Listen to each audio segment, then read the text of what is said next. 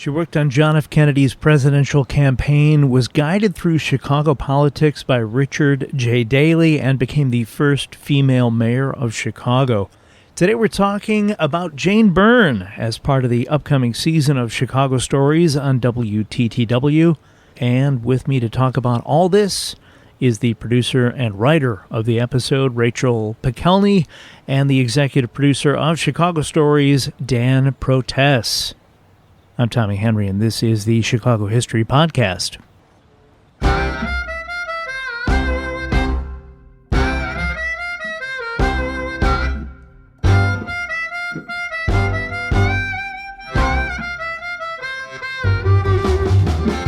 Rachel Pikelny and Dan Protess, welcome. Thanks so much for having us. It's good to be here. For the listening audience, please share a little bit of your connection to Chicago. Well, I've spent my entire life here, with the exception of 4 years of college, and I'm a major Chicago history geek. It's been a major focus of much of my work over the last 24 years at WTTW. So all things Chicago history. Chicago history is a passion of mine. And that's what I love about doing the Chicago Stories series. We've done 3 episodes already, and we have 6 more to go. Rachel is a relative newcomer to Chicago.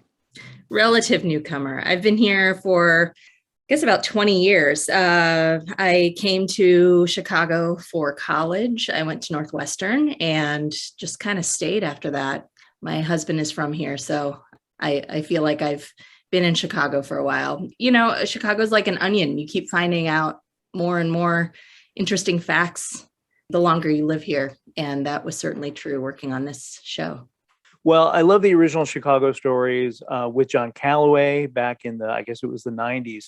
And was thrilled to learn the new episodes were being produced. Ida B. Wells and a few of the other ones. How did Jane Byrne, and I guess Dan, this is a question for you. How did Jane Byrne end up being one of the choices for this upcoming season, starting in April? Yeah. So actually, I worked on that original Chicago Stories with John Calloway when I was a much younger and more naive person, and got to cover the 1919 race riot, kind of got my initiation in producing Chicago history documentaries. And John Calloway was obviously a wonderful person to learn under. And as a matter of fact, he makes several cameos in the Jane Byrne episode. I know Rachel had a lot of fun going through those archives. I kind of remember you, Rachel. It seemed like you didn't have a lot of background knowledge of John Calloway, and you were really impressed. It was like, wow, didn't you say something like he's an amazing interviewer? Exactly.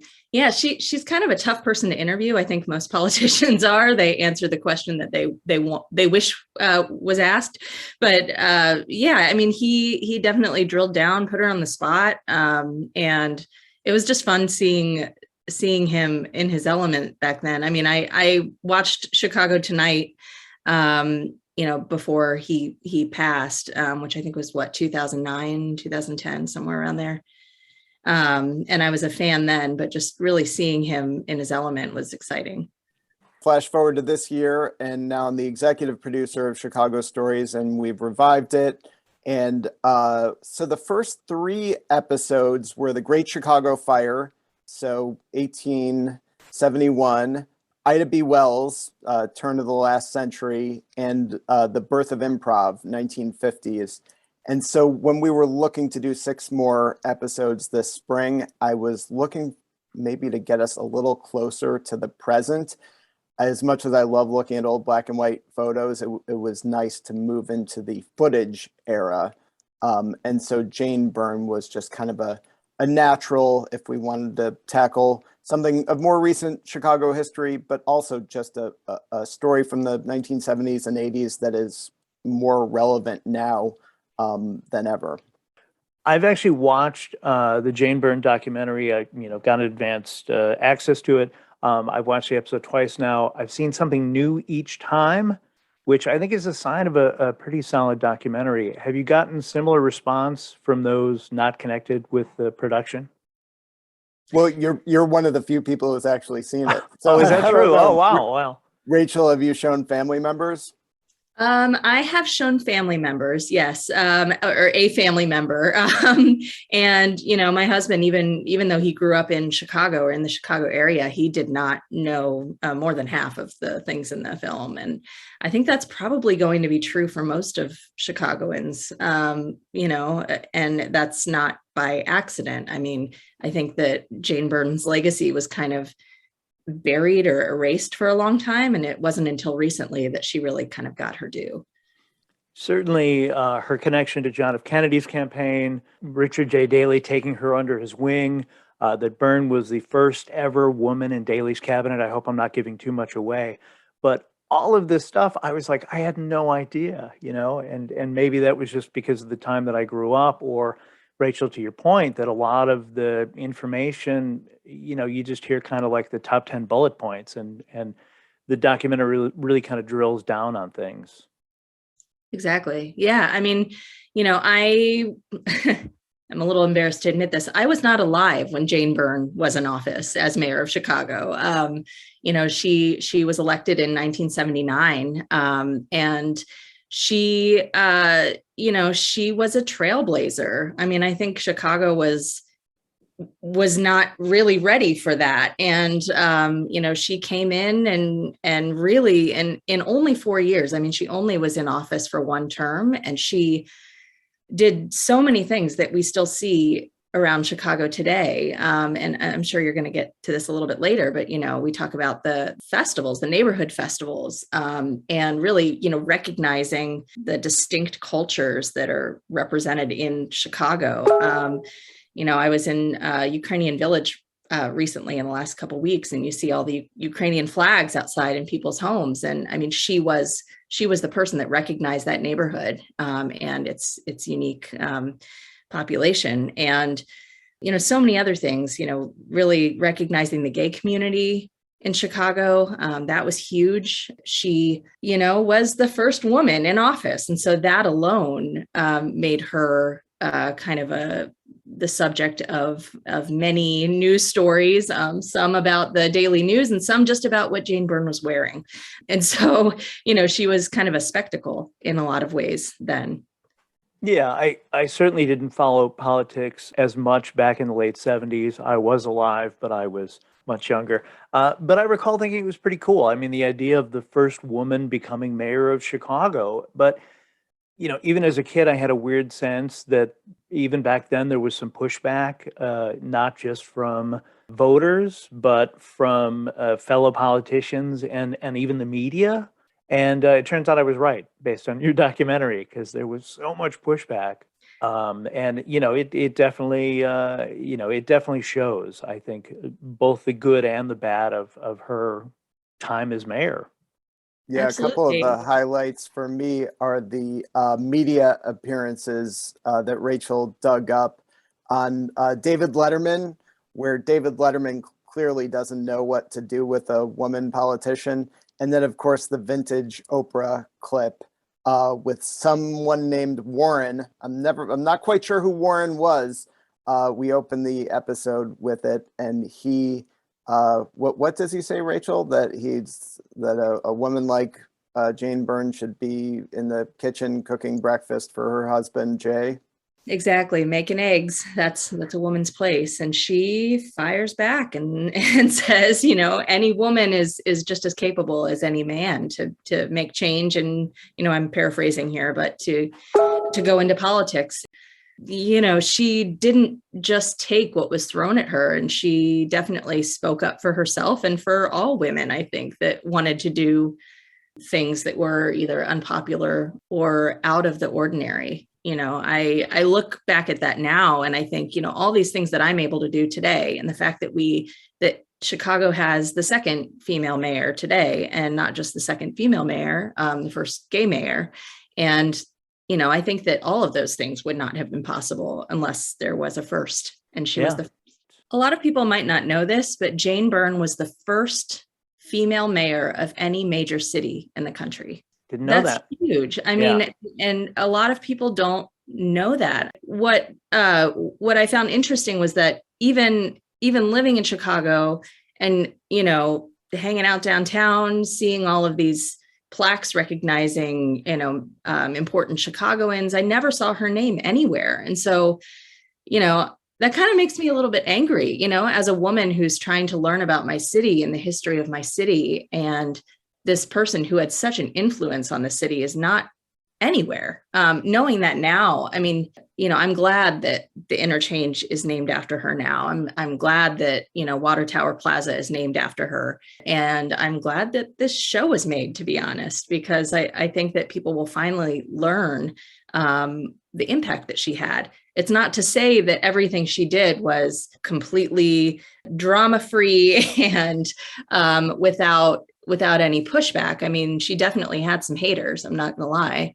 But she also did a lot of things that should have recognition. You have somebody, and I forget who it is, who says, I think it's great that the interchange is being named after her, but it's one of the most frustrating interchanges of the city. Yeah, that's Don Rose, her campaign manager. Yes. And he was one of a few people that said that, actually. Okay. Yeah. But his point ultimately is history goes to the winners. She was a one-term mayor and obviously succeeded by the first Black mayor, Harold Washington, but her history was not written by herself or her family until now. I think we're giving the public a little glimpse of the story from her perspective. And I think one of the things I'm really proud of about this documentary, and that I think Rachel just did an exemplary job of, was striking a balance. There's so many moments from her career, particularly her moving into Cabrini, for which she's been vilified. And I think we really struck a very careful balance of completely understanding from her perspective and her family's perspective why she moved into Cabrini Green, but also understanding why that was an insult to a lot of primarily African Americans in Chicago, and certainly to people who lived in Cabrini. It's certainly not flowery. You've got her daughter, you've got her sister, you've got people who knew her best speaking about her, but it doesn't come across one-sided, I don't think. So again, the power of a well-done documentary is to present both sides and not have that voice. So kudos again on that. Thank you. Yeah, and Rachel, I really felt like her story lent itself to that balanced portrayal. She just as a person was someone who one moment I would just be blown away by her actions, and the next moment I would be horrified by something that she'd say. Yeah, exactly. I mentioned this to you, Dan, probably halfway through making the documentary, and just that, I went from being kind of in awe of her and just surprised by everything that we were uncovering to, once I learned more about some of the critiques, I was just kind of blown away and, disappointed in some of the decisions that she made. I was in disbelief that she would kind of, go back on her word on certain things, or be so inconsistent with the media, or, ban the media like she did. I'm a real advocate for free speech, and, to ban the media from City Hall after being so friendly with them for so long, it just, there were a lot of things that just made me upset. And then as we continued to work on the film, by the end of it, I had a sympathy, I felt like she was up against a lot, being the first woman in Daley's cabinet, being the, kind of chosen successor in many ways, maybe not overtly, but she was kind of the mentee of the elder Mayor Daley. And, a lot of people suspect that the reason that she never got the recognition she deserved was an intentional kind of blackout by Daley's son, Rich Daley. And that rivalry was evident in just the lack of recognition of her in the years after her tenure. And so it would be unfair to say that she was such a wonderful mayor, and it would be unfair to say that she was the worst mayor in Chicago history. There's so much gray area in this, and we tried to really capture that while still telling the story of Jane Byrne. Yeah, I think the hardest, if I remember correctly, the hardest decisions were how to get. So she faced 3 strikes. Schools, the Yeah. transit, and the firefighters. So packing those 3 strikes into what ended up probably being 2 or 3 minutes, but there was initially, I think that was a good 10 minutes. And a lot of this again echoes what the city is facing now, in particular, her tumultuous relationship with the teachers union, not so dissimilar to what Mayor Lightfoot and Rahm Emanuel before her have dealt with. And certainly getting police vaccinated and all the pushback from the, Yep. that's, boy, a lot to go up against. And honestly, it's something that I wrote here in my notes. Looking at her first year of politics, all I could think was, why would anybody want to get involved in politics if this is what you have to deal with every day, having people, throwing verbal assaults? And that on So, top of the fact that she was a woman, like we can't forget that. oh and yeah. and people, if they maybe hated her a little bit, they hated her so much more because she was a woman, Yeah. And so every little thing she did was scrutinized. If she wore the wrong thing, if she said the wrong thing, if she was too aggressive, if she was too like docile, she couldn't appease everyone. And that was true through her tenure and afterwards too. And I think people try to kind of tie it up in a bow and say, well, that was a waste. Like those 4 years didn't matter. She didn't do anything. But, when you really look back, she did. We should also mention a few of the key interviewees, namely Lori Lightfoot, the second woman mayor of Chicago. I mean, if there's anyone out there who understands what Jane Byrne went through, it's Lori Lightfoot. And she has some great, she chimes in on how Jane Byrne was treated as a woman in office, but also just on the surprises when you get into office. I think that's a highlight for me when Jane Byrne is, she shuns the people she calls the evil cabal, the Eds, Ed The Berg, Eddies, yeah. and Ed Verdoliak. And then once she's in office, she realizes, oh, wow, I need city council's cooperation. And I got the sense that Lori Lightfoot, when you started asking her about that, knew not that she would ever identify with cozying up to Ed Burke, but I think Lori Lightfoot definitely knew where Jane Byrne was coming from when she needed city council's support to get done what she wanted to get done for the city. And the other 2 key interviewees were, of course, 2 reporters who covered the Byrne campaign and her time in office, David Axelrod, who at the time was a young reporter, and Carol Marine, both of whom I thought just gave Rachel's just spectacular interviews. Carol Marine is obviously amazing. Yeah, Carol Marine, I'm a little bit of a super fan. Like it was such an honor to interview her. And, just thinking about what it must have been like for a woman at that time to cover that election and to cover Mayor Byrne in office and to see all of the things that she saw, did that affect the way that she reported on the story? I think it probably did. Yeah, I think it would be difficult for her to say, no, it didn't have any effect on it at all. I mean, she had to be a little bit in awe, being that much younger and, trying to be professional, but being excited for this woman coming into this role.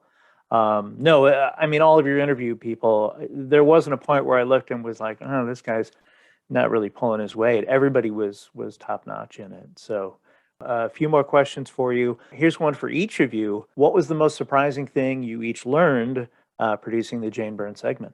The most surprising thing, I'm not sure it was one single thing. Oh, but just the number of things that she was responsible for. And, I think that viewers will also be surprised to learn that she and her team dreamed up Jazz Fest and all of the neighborhood festivals. She was the first mayor to implement that. She was again very supportive of the gay community and rode in the parade, the Pride Parade. She introduced a bill that would prevent police from raiding gay bars at the time. And I think you look around Chicago and you start to recognize that this would not be the city that it is without without Jane Byrne as mayor at that time. For my part, I think, well, as I mentioned, the Cabrini Green, I had always, I think, personally referred to it as the stunt, the Cabrini stunt.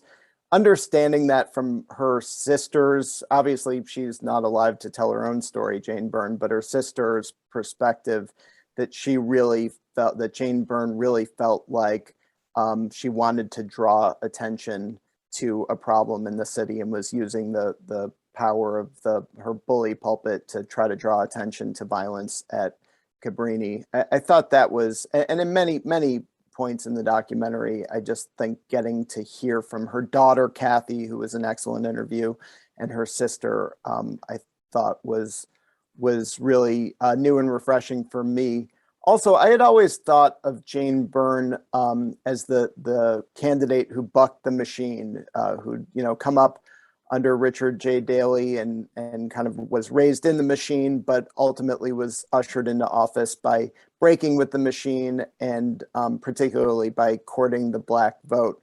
What I didn't really understand was the ways in which she kind of, I don't want to say embraced the machine, but did ultimately, as we said, had to kind of cozy up to Ed Burke and Ed Verdoliak in order to get her agenda pushed forward. And the extent to which the Black community really felt like she had, they brought her in office and that she had turned her back on them in many ways. And Rachel, this one's going to be specifically for you, as you've spent much more time getting into the head of Jane Byrne, I think. If you had a chance to ask Jane Byrne a question today, what would it be? Oh, such a good question. Was it worth it? It was really difficult for her, I think, to be in that position. She was a very strong woman, you can tell, and she did face a lot. But I wonder sometimes if her life would have been easier if she did not run for mayor. I wonder what her life would have been like and, what she would have gone on to do. And I guess I would like to know if it was worth it and what else she would have done with her life if not run for mayor. Rachel Pikelny and Dan Protess, I want to thank both of you for being on. The new season of Chicago Stories starts Friday, April 1st with the Jane Byrne episode. I want to wish you both well with future projects. Thanks so much. Good to be here. Thanks.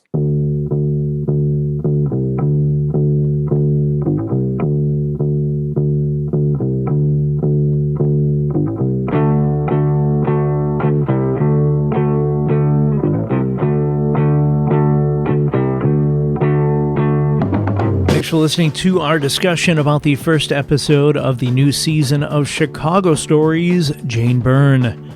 Big thanks to my guests, Rachel Pikelny and Dan Protess, and thanks to WTTW for putting us together.